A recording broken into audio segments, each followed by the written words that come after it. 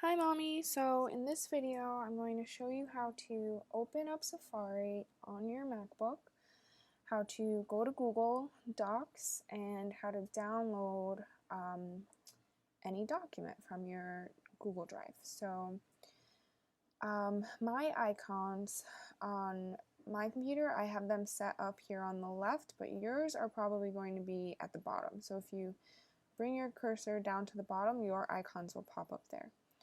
So you'll go to your icons, we'll click on Safari, we'll open a new window for this video, we'll go to Google,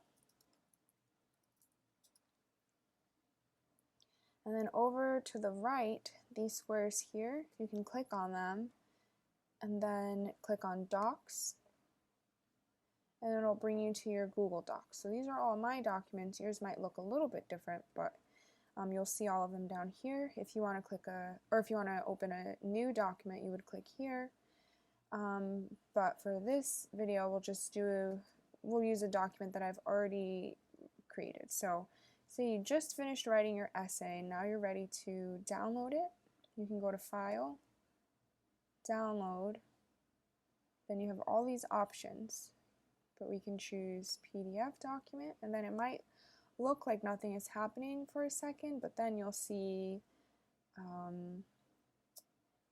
that happen, and this icon here is where you can find all of your downloads in Safari.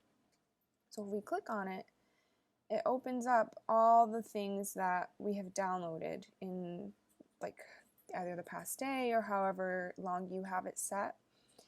And then we can open it up, and then we have our PDF.